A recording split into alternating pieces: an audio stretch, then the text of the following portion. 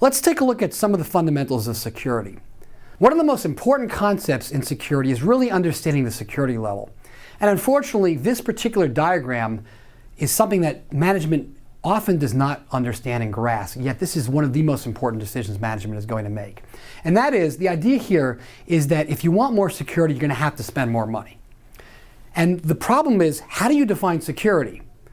Most managers don't understand the difference between low-level security and a high-level security, so let's go over some general guidelines. It's very easy to get caught up in the technology and things that are relevant, but let's really focus on what's really important. As we indicated before, it doesn't matter how powerful the lock is. Where do you store the keys? That's one of the most important things in security. So even if you have the best security algorithms that you're using, if you don't have a security chip, then your system is going to be vulnerable. And it doesn't matter what technology you're using. One level above that is you can have what's called logical protection. There's a class of chips called secure E-squared where you can store the key inside the chip. And the chip has logical protection. So what that means is that if you don't have physical access to the chip, if you only have access through the bus, that no matter how much you bang away on the bus and send signals to it and try to confuse it, you can't get the data out of the chip. However, if you had physical access to the chip and you broke the chip open for $5,000, $10,000, $15,000, you can get the information out of the chip. So let's go to the next level, which is physical protection. There's a class of chips, and one is the board ID chip, and that falls into the same category as the smart cards, which is that even if you had physical access to the chip, even if you had a scanning electron microscope and a bunch of PhDs, and you hammered away at this chip, you still can't get the data out of it. And let me give you some examples of where that's used. In set-top boxes, in satellite TV, at one point, something like 50 or 70% of revenue was being pilfered by clones of set-top boxes, grabbing cable and satellite subscriptions. And they started using smart cards, and that number went down significantly, certainly in the single digits, if not close to zero. The next level is system level protection. And now we're talking about the plastic bag. The idea is that even if you have the keys stored, and even if you have the best security technologies, you really have to understand, again, at a holistic level, what is particular to your particular design and system that needs to be secured. And so when a management comes in and thinks about their security level, how do they distinguish between logical protection and physical protection? Most of the folks don't really understand the difference between one technology and another. They're really choosing the cheapest technology. And one measure is what's called FIPS level certification. And this is something that is used in certain cases where managers, people who are making decisions, want to make sure that a chip has a certain minimum level of physical protection. So for example, a secure E-square does not have FIPS level certification, whereas a board IT chip does, as well as a smart card. And so unfortunately, we run into situations where we don't want to end up where our little friend is in the bottom right-hand corner, where we want a high level of security and we don't want to pay for it. And so the way we can achieve that is to sort of confuse the issue about what is the difference between one security chip and another. They're just secure. And the idea here is that they're very, very different. And the idea here is to understand what do we need to do to have enough information available to make the right decision. So let's take a look at some of the vulnerabilities in more detail in secure E-squared, again, to understand what's important about picking the right technology. So typically inside a secure E-squared is going to be data, and most importantly the keys and some kind of security logic. And so every chip has some kind of device or border around it. It's got a package that it's in. Well, it's not very difficult to break open the package.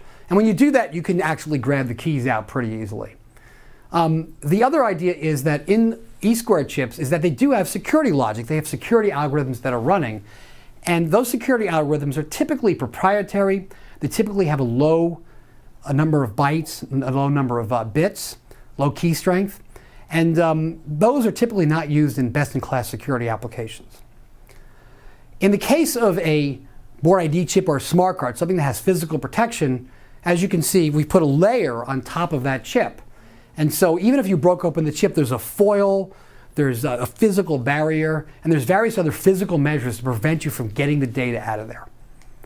And in addition to that, in some of these higher-end chips, the security logic that's used uses standard algorithms as opposed to proprietary algorithms. These are well-known security algorithms. They're using key strengths that are recommended by NIST, and they're using often asymmetrical algorithms, and we'll get into some detail about that. And the idea there is that we don't have a master key. With a lot of older algorithms, one key is present in all these chips. So you've got millions of chips out in the field, very similar to what happened in the DVD failures. You had lots of DVDs out there with one master key, and all it took was one failure. Murphy's Law. If you have a million chips out in the field and you can break into these things, and if one of them creates a compromise, then the entire system is compromised. That's why DVD failures were so broad in scope. It was what's called a break once, fail everywhere scenario. So the idea is that if you don't invest or choose the right technology, if you were to pick, for example, a secure E-squared technology and put a master key in there, you're going to have a negative return on investment. You're actually wasting your money because you're spending money on security that really isn't secure. Because you're focusing on the security technology as opposed to the security of the system. And I think people intuitively understand that. What's really happening here, it's a management issue. How do you get management to pay attention to what's really important in a very complex environment? And it turns out a lot of this is not complicated. The key issue here is to focus on what's important. So let's look at some failures. As I mentioned, DVD security failures. The master key was compromised. One vendor accidentally or not accidentally leaked the key out. And once one vendor leaked it out, everybody had it. The entire thing had a very large negative return on investment. Peripherals and medical devices have been cloned. A lot of networking equipment as well. A lot of clones have been coming off from offshore. And the reason is that the security level was not effective. There was no business case. So until people started getting cloned, people didn't start investing money in deploying security. There was no business case for it. In addition, another major failure was the Boston MyFair system was hacked. Now, it turns out they made a conscious choice to use a lower grade security technology to lower their costs. And what actually happened in this case was there was a lot of publicity around this thing being hacked. Well, it turns out the hack wasn't quite that bad because it was not a scalable hack. You could hack into this system, but in order to take advantage of it, you would need a large piece of equipment to replicate these tickets. And the idea there was, well, in the press it appears as though they got hacked, but it turns out their decision was not unreasonable. And so you really need to focus on what is it about the security that is a problem. Is it the technology? Is it a system? And many times you make a conscious decision to spend a little bit of money on security for something that has a low value, and you make a conscious decision to spend more money on security for something that has a high value.